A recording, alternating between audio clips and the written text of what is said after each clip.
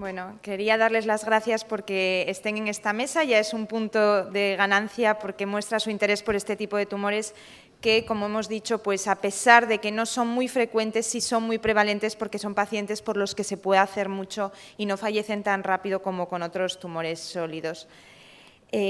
Me voy a centrar en los intestinales, que realmente los más frecuentes son los de localización ileal y su frecuencia es algo superior a los pancreáticos. Su localización es difícil porque no suelen ser muy grandes y con técnicas de imagen a veces no se ve. En ellos sí que tiene un peso más importante la cromogranina y sobre todo los indoles porque es el subgrupo que más tienen funcionantes y bueno, para su localización por biopsia es importante la determinación de la cromogranina y la sinaptofisina para localizarlos y que no se nos pasen considerándolos otro tipo de tumor. Casi siempre que hablamos de tumores neuroendocrinos nos estamos refiriendo a los de bajo grado o grado intermedio, es decir, Ki-67 es entre un 1 y un 20%, porque los mayores de un 20 se manejan como un tumor de célula pequeña de pulmón y similan más a los otros tipos de tumores sólidos. Este tipo de tumores, lo primero que hay que saber es cuáles tienen más riesgo de metastatizar. Por supuesto, el grado es lo que más nos lo determina. Cuanto mayor sea el Ki-67, mayor es agresividad de estos tumores y por localización son los de colon los que mayor riesgo tienen frente a los más frecuentes, los ileales, que tienen menos riesgo de dar metástasis. Para considerar su tratamiento, por tanto, lo primero que nos tendríamos que plantear es intestinales o pancreáticos. Las nuevas dianas, everolimus, sunitinib, están aprobados en pancreáticos, no en intestinales, si bien everolimus tiene un estudio RADIAN-2 que, bueno, pues que casi mostró efectividad, muy cerca de S1 de hazard ratio. Y una vez que estemos ya centrados en los intestinales, el grado, el Ki-67, sería el otro parámetro para determinarlo. Vemos en esta diapositiva un poquito las opciones terapéuticas que tenemos. Podemos decir que el 90% de los pacientes metastásicos tendrán metástasis hepáticas y a veces el manejo con tratamientos locorregionales, ya sea radiofrecuencia, crioterapia o quimioembolización, podría ser una opción. Y luego en los pacientes que no son resecables porque tienen enfermedad extrahepática, metastásica, tenemos los tratamientos sistémicos. La cirugía tiene el problema de que, a pesar de que tenemos ya una revisión en el que reúne varios estudios y muchos de ellos prospectivos, es decir, series grandes y robustas, no hay estudios randomizados. No hay ningún estudio fase 3 en el que se comparen pacientes metastásicos y resecables, porque los resecables está claro que hay que ir a por ellos. La cirugía es el único tratamiento curativo hoy en día. No hay tratamientos que comparen cirugía sí o no. Por lo tanto, nos harían falta esos estudios randomizados. Pero a falta de ellos sí que tenemos criterios sólidos para decidir cuándo hay que operar, aunque dejemos enfermedad. Aunque nos quede un 5 o un 10% de enfermedad, estaría indicada la cirugía en grados. Cuanto menor sea el Ki-67, mayor indicación de cirugía.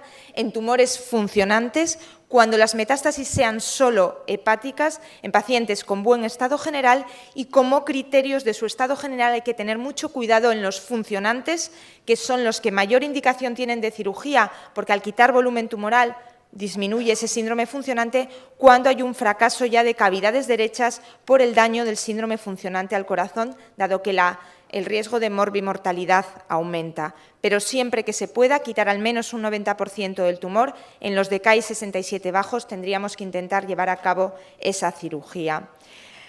Los análogos de somatostatina tienen un papel todavía más importante que en los tumores de páncreas porque los intestinales, sobre todo los de ilion, son los que mayor secreción tienen de serotonina, por lo tanto, actuar no solo en los funcionantes, sino en los no funcionantes con análogos suele ser eficiente. Tenemos, como ha comentado la doctora, un fármaco que tiene muy poca toxicidad y que es una posología muy cómoda porque se administra una vez cada 4 semanas si es octreotide intramuscular, si es lanreotide subcutáneo profundo. Tenemos 2 estudios y varios otros estudios, fases 2, que muestran que el mayor beneficio de los análogos es por controlar el síndrome funcionante. Hasta un 80% de los pacientes se van a beneficiar mejorando sobre todo la diarrea. Pero además, en los últimos años hay estudios que muestran que incluso en tumores no funcionantes tienen un papel anticrecimiento, es decir, son tumores que frenan la progresión tumoral porque actúan como antidianas. Muchas veces se habla de everolimus, de sunitinib como antidianas, pero los análogos también lo son porque actúan sobre el receptor y inhiben una serie de mecanismos de cascada que llevan al crecimiento de estos tumores.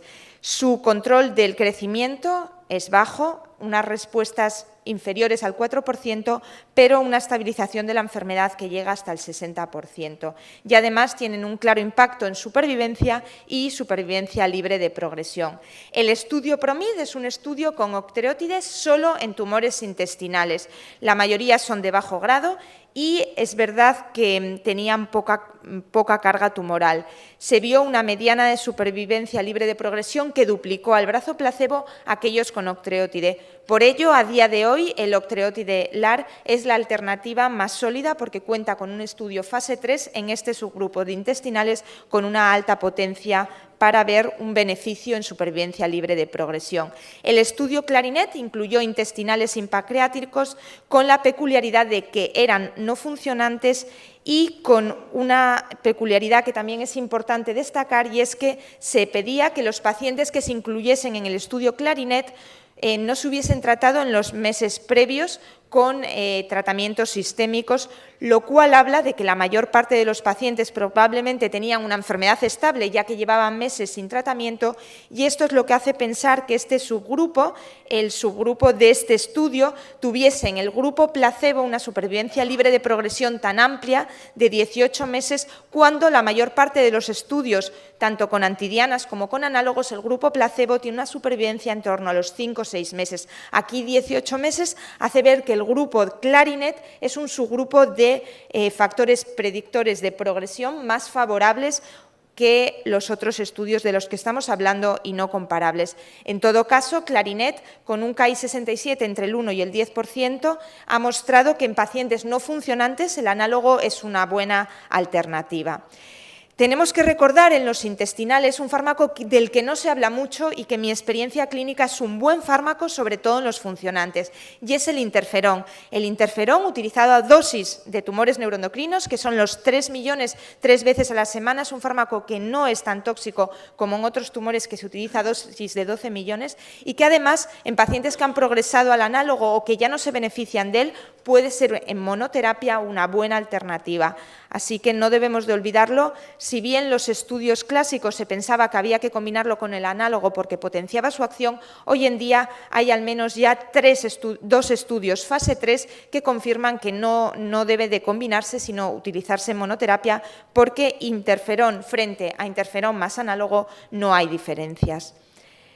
En cuanto a la quimioterapia también es verdad que en tumores intestinales tiene un papel más limitado porque son tumores más indolentes que los pancreáticos y quizás, como decía la doctora García Carbonero, estamos con ella en el Ki-67 entre el 10 y el 20%.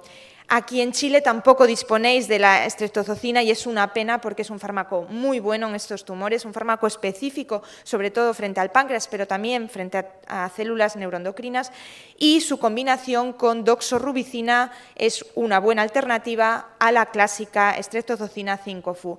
En todo caso, es verdad que debemos de tener en cuenta, y esto más en pancreáticos que en intestinales, que el esquema temozolamida, capecitabina es como algo más innovador respecto a estreptozocina 5-FU, en el sentido de que temozolamida es un alquilante muy similar a estreptozocina, una buena alternativa porque aquí disponéis de temozolamida, y que la capecitabina no deja de ser el análogo oral del 5-FU. Sí que es verdad que la metilación de MGMT predice el beneficio con este fármaco, con este esquema, y que es más frecuente en tumores pancreáticos. En los intestinales los radionúclidos tienen un papel muy importante, igual que los análogos, los radionúclidos que actúan sobre ese receptor, y es importante conocer que si bien son muy eficaces, no tenemos estudios fase 3 ni estudios prospectivos porque suelen ser publicaciones de series de hospitales individuales. De todas maneras, hay en marcha un fase 3, el NETTER-1, que nos contestará, y a día de hoy a la progresión al análogo probablemente en subgrupos bien seleccionados sean la mejor alternativa. El RADIAN4 es un estudio que nos mostrará el papel de everolimus en estos tumores intestinales, y no debemos de olvidar, por ejemplo, estudios ya publicados, fases 2, que utilizan quimioterapia, como puede ser fluoracilo y un platino como oxaliplatino, asociados con bevacizumab, series del Hospital de Uppsala, donde se ve que el bevacizumab podría tener también un papel como cualquier otro antiangiogénico, interferón, sunitinib, en estos tumores tan vascularizados.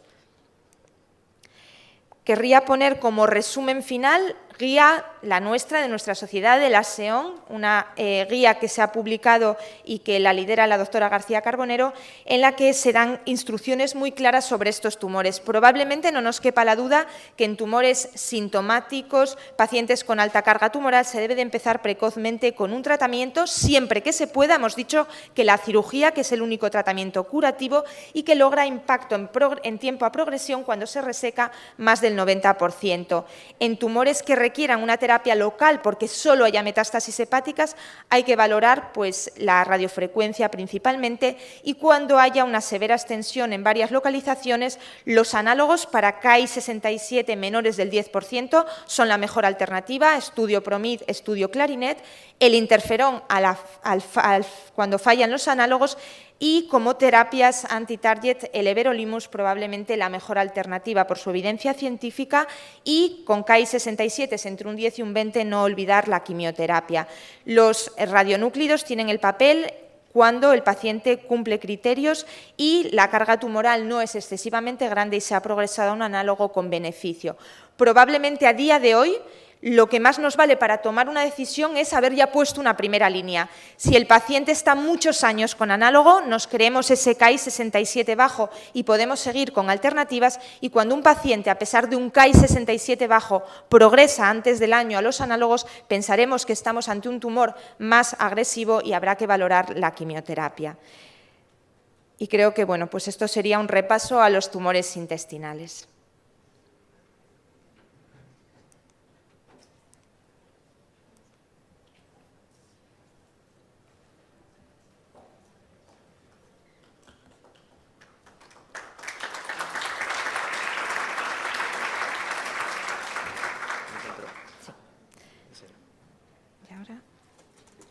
Perdone, porque se puede subir un minuto así. Me ha quedado así. Ah, sí. Vale, gracias. Bueno, y para acabar con la mesa de neuroendocrinos, brevemente les voy a resumir, para no robarles más tiempo, bueno, pues la utilidad que puede tener un registro de estos tumores y los requisitos básicos que se deben de tener. En tumores de baja incidencia, si no hacemos registros, con lo que tardan en salir los ensayos clínicos, pues nos va a faltar evidencia. Y si en un país se logra hacer un registro común, pues se puede llegar a tener una serie lo suficientemente potente. Les muestro la imagen de nuestro registro, el registro del grupo GEDNE, que lleva ya pues 10 años reclutando pacientes, y en la que lo que parecía insólito es que hemos alcanzado ya casi los 2.000 pacientes en un tumor que a priori es tan poco prevalente. Si empezamos a registrar nuestros casos, veremos lo que os decía antes, que a pesar de su poca frecuencia, se hacen muy prevalentes y al final todo suma. En el registro, una de las cosas más importantes y una aspiración que nosotros ya hemos conseguido, y que, bueno, pues si ustedes se animan a iniciar un registro chileno, deben de pensar desde el primer momento, es que a día de hoy los datos clínicos tienen y cobran más fortaleza si se apoyan en datos moleculares. Por lo tanto, nuestro registro tiene a día de hoy la posibilidad de que al incluir pacientes se diga que se cuenta con un permiso del paciente de disponer de la muestra persiste en el banco de tumores del hospital, pero en todo caso, si desde el registro se analizan unos datos, se puede ver si se cuentan con la muestra de esos pacientes que estamos analizando para poder correlacionar datos clínicos con datos moleculares. En el registro, lo primero que se relaciona es el tipo de tumor, que es algo fundamental, ver la localización que tiene, y sería muy importante acordarse que son tumores neuroendocrinos, los medulares de tiroides, feocromocitoma y paraganglioma, y también los tumores de hipófisis, que podrían formar parte de estos registros dada su baja incidencia. También recogemos datos bioquímicos de marcadores séricos y marcadores en muestra del tumor, y se recoge si el tumor forma parte de un síndrome familiar, principalmente los MEN, pero también los von Hippel-Lindau, neurofibromatosis y esclerosis tuberosa. Se recogen las técnicas de imagen con las que se ha diagnosticado al paciente y si esas técnicas dieron positivas para ver el tumor o no. Muy importante acordarnos del PET con galio como una prueba típica de estos tumores, además del escáner. En el estudio que se recoge en el registro es muy importante también considerar que estos pacientes deberían haberse hecho sinaptofisina, cromogranina y el Ki-67 para tenerlos bien estructurados.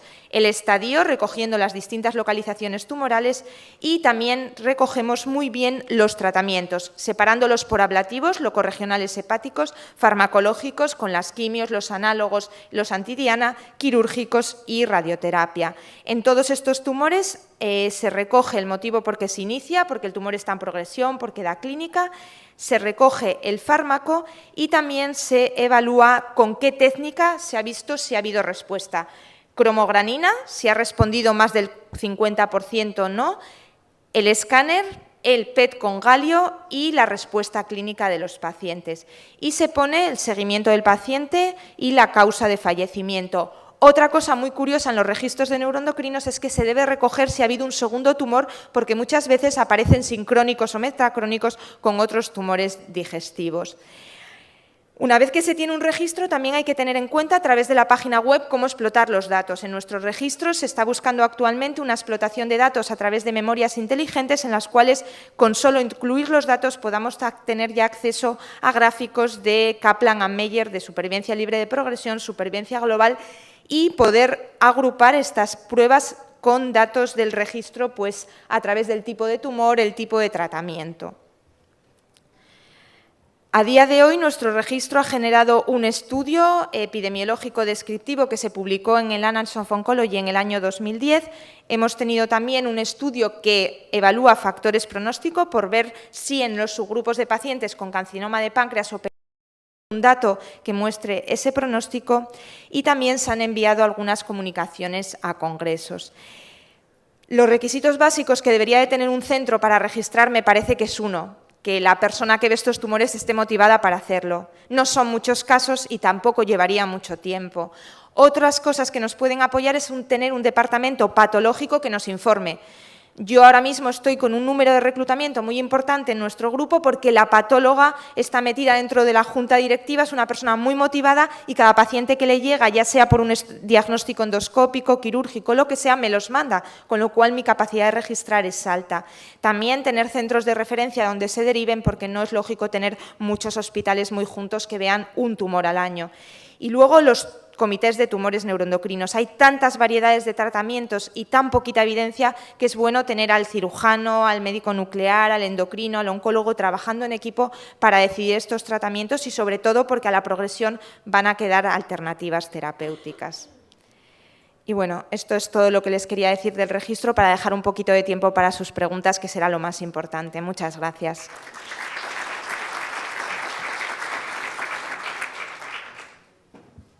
Bueno.